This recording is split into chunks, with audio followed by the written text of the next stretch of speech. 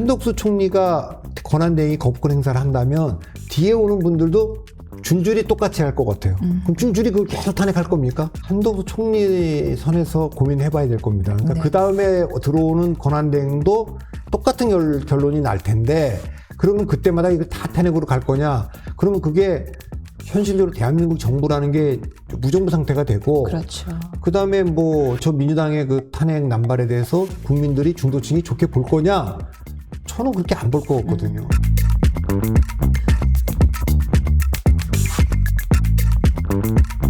민주당의 최후 통첩 한덕수도 탄핵입니다. 민주당이 한덕수 대통령 권한대행에게 내란 특검법 그리고 김여사 특검법 공포하라면서 24일까지 내일까지 시한을 줬습니다. 만약에 미루거나 거부권을 행사할 경우에는 권한대행도 탄핵 절차에 나서겠다라는 마지막 경고를 나선 건데 민주당의 이 두 가지 특검 그리고 한 대행의 탄핵 문제까지도 연계를 시켰는데 와, 이거 복잡하더라고요. 한덕수 총리는 예. 그게 뭐 탄핵을 할 때 탄핵 의결 정족수가 200명이냐 그 과반이냐 3분의 2냐 이거가 지금 왔다 갔다 해요. 그러니까 그거는 어떻게 보세요? 그건 그 의견. 저는 잘 모르겠어요.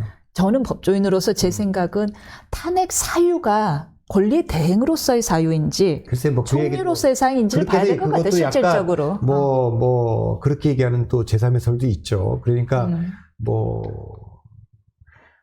거부권 행사 같은 거는 뭐 200명이라고 진짜 대통령으로서 하는 거니까. 근데 뭐 계엄, 내란 그 문제는 국무총리로서 묻는 거다 이런 얘기도 있는데 어쨌든 뭐 사례가 없던 일이라. 그건 저는 잘 모르겠고 네. 한 가지 분명한 건 민주당이 갖고 있는 부담은 국제사회가 지금 대한민국을 보는데 지금 대통령이 지금 사실은 거리가 돼 있는데 그 상황에 탄핵되어 있는 상황에서 한덕수 대행 체제에 대해서 강력한 지지를 보내고 있고 대한민국의 불확실성을 지금 흔들지 말라고 얘기하고 있는데 이거를 예를 들면 이현종 요소가 있다. 지금 6개는 뭐 별로 이제 도움이 안 되니까 문재인 정부 때도 양국부 같은 건 반대했던 거니까 문재인 대통령도. 근데 이제 내란 특검법과 김건희 특검법에 유연적 요소가 있다. 이렇게 해갖고 예컨대 뭐 야당이 다 모두 선임한다든가 뭐 여러 가지 있죠. 네. 그래서 그렇게 했을 때 거부권 행사했을 때 과연 탄핵으로 또 몰고 가는 게 대선을 앞두고 있는 민주당 입장에서 좋은 작전인가? 좋은 작전이냐 이 고민이 좀 있을 겁니다. 말은 지금 뭐 24일까지 시간도 주고 최후 통첩을 했지만 고민이 있죠. 지금 다 고민이 있는 것 같습니다. 지금 한덕수 대행도 고민이 굉장히 클 것 같고 민주당도 고민이 클 것 같고. 한덕수 권한대행은 그래서 여러 사람의 의견을 청취해서 올 말까지 좀 고민해보겠다라고 하고 있는데요. 여기는 24일까지 시간을 촉박하게 주고 있거든요. 민주당의 만약 민주당이 탄핵을 하게 된다면 그것은 좀 좋은 작전으로 보이세요? 아니면은 실점으로 보이세요? 저는 뭐 지금은 별로 좋은 작전 같이 보이지 않습니다. 그러니까 지금은 어쨌든 그 여야정 협의체까지 지금 띄우자고 얘기한 마당에 네. 야당으로서는 국정에 지금 책임 있게 지금 임하고 있다. 예. 이렇게 얘기해야 대한정당으로서 갈 텐데 지금 뭐 대통령까지 탄핵해놓고 지금 탄핵을 너무 많이 해놨지 않습니까? 지금 8건 이상이 지금 탄핵이 돼 있고 거기에 국무총리 탄핵하는데 그 다음 들어오는 그럼 경제부총리인데 그분이 또 거부권 행사하면 그분 또 합니까? 그 다음에 교육부총리. 그러니까 그렇게 오면 줄줄이 거부권 행사하면 예. 예를 들어 한덕수 총리가 거부했어요. 네. 그럼 그 다음에 오는 부총리들은 그 보수층의 그 압박을 견딜 수 있겠습니까? 그럼 그분들은 합니까? 그 거부권 행사를 안 하고 받아들입니까? 이 한덕수 총리가 권한대행이 거부권 행사를 한다면 뒤에 오는 분들도 줄줄이 똑같이 할 것 같아요. 그럼 줄줄이 그걸 계속 탄핵할 겁니까?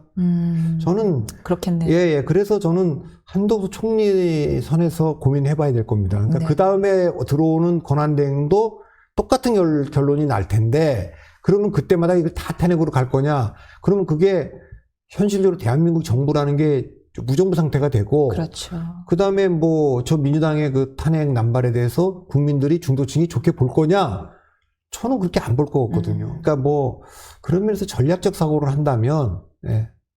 그래서 김부겸 김부겸 전 총리 같은 경우에도 이것은 우리가 자중해야 된다. 대통령 탄핵에 한 명에게 집중해야 된다라는 이야기를 했더라고요. 예, 저도 그렇게 생각을 하는데, 워낙 이분들이 이제 내란 특검법하고 지금 김건희 특검법은 오래전부터 해왔던 거 아닙니까? 노려왔죠. 김건희 특검법은 그런 거니까.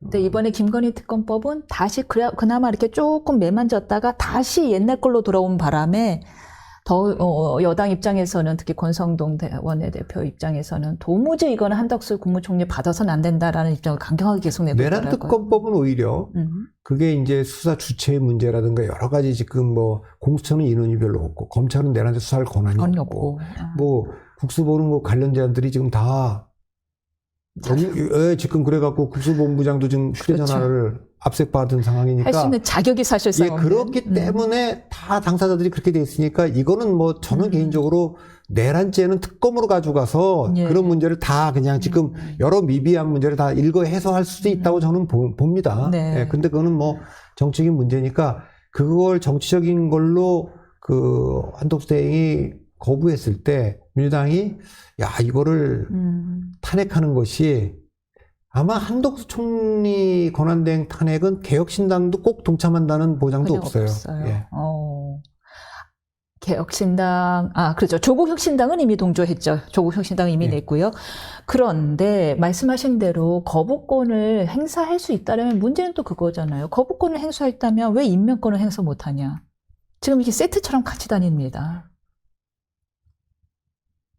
그건 잘 모르겠어요. 그게 한쪽에 그러니까 국방부 장관, 행안부 장관도 할 수 있다. 근데 뭐 장관급은 할 수 있다 없다. 그래서 제가 이게 헌법학자가 아니어서 말을 못 하겠어요. 근데 뭐 다 양쪽이 자기들한테 유리한 것만 얘기를 해요. 그때도 헌법재판관 문제도 제가 잘 모르겠어요. 왜 모른다 그러냐면 한교안 대표 때 얘기를 자꾸만 하는데 그때도 사실은 공교롭게도 하필 그때 그 박한철 헌재 재판관은 대통령 몫이었잖아요. 맞습니다. 그러니까 한교안 대표 권한대행이 하는 게 적절치 않다 이래서 안 했고 그 탄핵이 인용되고 나서 한 분은 대법관 몫이었어요. 그래서 한 거고 이번엔 지금 국회 몫인 분이니까 이거는 요식 절차다 받아들이는 것이 이런 설들이 있는 거니까 그래서 뭐 저는 이제 저도 그 다수설 언론 보고 이제 하는 겁니다.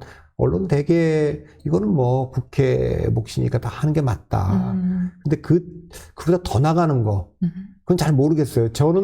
제가 좀 잘못 알고 있는 건지 몰라도 제가 그 전에 거국 내각으로 갔다면 거국 내각을 갔으면 너무 아까워요. 개헌도 할 수 있었는데 왜 그 얘기를 드리냐면 똑같이 그 대통령 권한대행이 할 수 없는 것 중에 하나가 제가 알고 있기로는 헌법 공포권이었거든요. 그쵸. 그러면 국민투표하고 그러니까 그 국회 통과하고 국민투표해도 공포를 못해 헌법을. 근데 권한대행일 때 그 거국내각일 때는 대통령이 해줄 수 있잖아요. 그렇죠. 그러니까 헌법 그런 문제가 다 헌법적 사항이기 때문에 그런 것 때문에 그때 그럼 대한민국을 진짜 완전 그 새롭게 리빌딩 하려 그랬으면 이게 탄핵보다 거국내각하고 민주당이 주도하는 그리고 민주당한테 좀 설득도 좀 해보고 당신들이 총리하고 그 제2의 그 비상경험 없게 국방부 장관, 행안부 장관, 법무 장관 다 민주당이 맡고 그리고 바로 개헌을 하자. 이런 것도 한번 검토를 해봤어야 되는데 한동훈 대표도 뭐 진지하게 야당에다 제안도 안 했고 뭐 그런 게 조금 아쉬워요. 너무 아쉽습니다. 왜 돌연 갑자기 본인과 한덕수 국무총리가 이제부터 알아서 하겠다라고 하는 그야말로 위헌적인 발표를 해갖고는 오히려 화를 자초했는지 다시 한번 말씀드리지만 어떻게 비대위원장 관심 없으십니까? 누구예요? 농담이었습니다. 혼날 것 같다. 이런 상황인데요. 지금 민주당에서는 뭐 한덕수 대행의 처신을 내내 문제 삼고 있습니다. 공석의 헌법재판관 3명의 국회 인준 절차 후 임명 여부에 대해서 직답도 하지 않고 있고요. 대통령 경호처가 대통령실 압수수색을 막은 걸 두고도 관여하지 않는 등 이것이 윤 대통령에게 다소 힘을 실어주는 행태라고 해석을 하고 있는 듯해요. 힘을 실어주고 있는 행태로 보시나요? 아니면 좀 신중한 행태로 보시나요? 아니 힘을 실어줄 리가 있습니까? 한덕수 총리가 그 계엄 직전에 있었던 국무회의의 그 절차적 문제점에 대해서도 딱 공개적으로 얘기하신 분인데 힘을 실어주는 것은 아니고 신중하시라는 걸로 봐야 된다. 그거는 그 한덕수 총리의 얘기를 들어보면 절차적인 하자가 있다. 이게 뭐 예를 들면은 뭐 하여튼 그 국무회의 그 상황에 대해서 아마 그 경찰에 가서 진술도 다 했을 것 같은데 그렇게 저는 뭐 힘을 실어준다고 보지는 않습니다. 알겠습니다. 지금 국내 정치가 지금 갈 곳을 잃고 있는 상황에서 트럼프 당선인의 이제 취임 날짜가 1월 20일 곧 다가오는데 도대체 미국이랑 한국이랑 누가 누구를 소통해야 될지 아무도 알 수 없는 상황에서 느닷없이 깜짝 뉴스가 나왔습니다. 정용진 신세계그룹 회장이 한국 정재계 인사 중 최초로 트럼프 당선인과 면담을 했나요? 뭐 그건 짧게 뭐 면담을 했는지 통화를 했는지 알 수 없지만 그게 뭐 트럼프 주니어하고 좀 뭐 개인적인 친분이 있고 그 뭐 한국에 초대도 했을 때도 만나고 했으니까 그 연으로 좀 가서 얘기는 했을 겁니다만 뭐 미국이 정보가 많은 나라니까 정용진 의원이 한국 내에서의 그 위상이나 뭐 정적인 거나 이런 걸 다 감안한 정도의 얘기를 또 했을 거라고 보고 뭐 외교 안보 뭐 경제나 이런 거에 깊은 얘기를 나눴을 것 같지는 않습니다. 뭐 한 10분 15분 이야기를 그냥 뭐 했다고는. 의례적이니까 그거는 뭐 그 아들하고 가까우니까 그 아들의 부탁일 수도 있고 해서 뭐 좀 했을 거라고는 보는데 뭐 그 이상으로 저는 보지는 않습니다. 그렇군요. 근데 일론 머스크랑도 만났다라고 해서 미국의 최고 실세는 다 만났는데 약간 그 부분보다는 진짜 한국 정부 대응력이 지금 빵점이구나. 이 부분이 좀 씁쓸해요. 외교력과 대응력이 빵점이구나. 그러니까 이게 비상계엄이라는 게 한국의 외교, 안보, 경제에 얼마나 심각한 정치는 말할 것도 없고 영향을 미치는 일입니까? 이런 일들을 그렇게 진짜 저지른 거. 그런 건 이제 말이 안 되는 내용이고 2024년에 어떻게 쿠데타를 할 생각을 합니까? 비상계엄을 할 생각을 합니까? 군동원에서. 그것도 보면 뭐 앞으로 계속 나오겠습니다만 오래전부터 준비를 해온 것 같고 올 총선 전부터 준비했다라는 게 올시 뭐 한겨레 단독으로 나왔습니다만 그것만 나온 거니까 진짜 잘 모르겠습니다만 그 뒤에도 보면 뭐 작년에 군인사 그리고 느닷없이 지난번에 김용현 국방부 장관 임명 그 경호처장 그리고서 안보실 라인까지 다 바꿨잖아요. 그때도 뭐 느닷없는 인사에 대해서 말들이 많았어요. 미국 대통령 선거 끝나면 어차피 외교 안보 라인 바꿔야 되는데 왜 지금 하냐. 그러더니 지금 뭐 그거하고 직접 연관이 있는지 모르지만 그 뒤에 보면 평양에 무슨 드론이 나타났다고 하고 오물 풍선 원점 타격하라는 지시를 합참의장이 거부했다는 얘기도 들리고 지난번에 그러니까 트럼프 대통령이 이기고 나서 한국 대통령하고 통화를 하는데 윤석열 대통령하고 트럼프 대통령 대화 중에도 오물풍선 얘기가 또 나와요. 이제 그 얘기에 대해서 트럼프 대통령의 반응이 그 믿을 수 없는 얘기다라고 얘기했는데 그때 윤 대통령이 도대체 오물풍선은 어떤 얘기를 한 건지 그러면서 원점 타격 얘기를 한 건지 뭐 그 뒤에 뭐 이라크 전에 북한군이 갔다 그러니까 참관단 보낸다 이 얘기도 있고 그다음에 김용현 장관에 대한 탄핵 얘기도 나오고 이런 거 보면 뭐 갑자기 된 거는 아니고 예를 들면은 뭐 감사원장이나 중앙지검장에 대한 탄핵 예산안을 삭감했다 4조 얼마 그것도 중요하게 얘기를 했지만 훨씬 전에 이미 생각을 했고 구상을 했던 거 아니냐 이렇게 보이기 때문에 이것은 정말 이해할 수 없는 오늘 한 조선일보의 양승태 이화여대 명예교수가 쓰신 칼럼 기고문이 굉장히 인상 깊던데 잠깐만 인용해 드릴게요. 역사는 아주 드물게 권력자의 우매함이나 광기로 어처구니 없는 소국으로 나타나기도 한다. 현재의 국가적 상태는 소국을 넘어 허무개그 수준이다. 비상계엄령이 비상하지도 않은 상황에서 삼엄하지도 않게 시행되어 철회됐기 때문이다. 라고 이야기를 하셨습니다.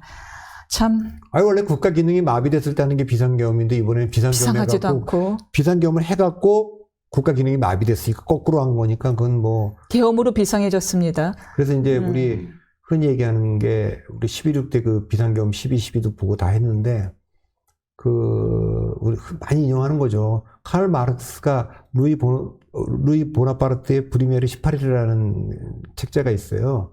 거기에 보면 이제 이렇게 썼거든요. 어디선가 헤겔이 역사는 반복된다고 썼는데 잘못된 말이다. 이렇게 썼어야 된다. 역사는 반복된다. 처음에는 비극으로, 두 번째는 소극으로, 흔히 희극으로 이렇게 얘기합니다. 그러니까 예를 뭐 45년 전에 비상계엄은 좀 그냥 살벌하고 비극이고 그 5.18까지 연결되고 광주에서의 비극으로 쭉 연결됐다면 이번엔 거의 아까 말한 대로 삼엄하지도 않은 진짜 소국이죠, 소국. 그 소는 어떤 소예요? 미소할 때 소가? 아닙니다. 그 소국, 희극이라는 뜻입니다. 시극이 우스운, 예. 우습지도 예. 더, 그러니까 처음에는 비극으로, 두 번째 희극으로 이런 뜻으로 얘기하는데. 맞습니다. 전 이 문장 보고 사실은 박 대표님이 쓰신 글인가 했어요. 박 대통령 글의 문체와 너무 비슷해서 비상하지도 않은 상태에서 계엄하여 삼엄하지도 않게 끝났다. 예, 그런 표현 많이 쓰죠. 우리가 이번에 뭐 질서 있는 퇴진 얘기할 때 하야론 2, 3월 하얀론은 질서도 없고 퇴진도 없는 아니에요. 예. 그런 얘기죠. 자, 지금 이제 다시 한번 정치 얘기로 돌아와서요. 트럼프 취임 한 달도 채 남지 않았는데 정치권이 그래도 지금 이렇게까지 우왕좌왕할 수는 없는 거잖아요. 그래도 뭔가 해결책은 과제는 지금 시급한 과제는 해결해 줘야 될 것 같은데 가장 시급한 과제는 무엇일까요? 아니 일단 뭐 지금 두 가지 아닙니까? 대한민국의 불확실성 해소하고 대한민국 국민의 불안감이잖아요. 그러니까 불확실성과 그런 면에서 여야정 협의체를 가동하자고 한 거는 잘한 거라고 봅니다. 그러니까 주도권을 민주당도 우리가 뭐 다 하지 않아 좋다. 그래서 그게 아마 여야 대표, 그러니까 한동훈 대표가 물러난 뒤에 지금 이제 그 한덕수 대행, 무원식 의장, 이재명 대표, 그다음에 이제 권성동 원내대표 이렇게 모여서 조금 이제 그 대외 신인도를 위한 조치 그런 거를 좀 하는 거고 정치적인 일정 그러면서 아까 이제 탄핵이나 이런 것도 좀 민주당이 좀 신중하게 지금 가져가야 되는 거 아니라 지금 내란죄 수사를 지금 하고 있는 거니까 지금 내란죄 수사하고 있는데 김건희 특검법 지금 수사가 지금 더 중요한 건 아니지 않겠습니까? 그렇죠. 예.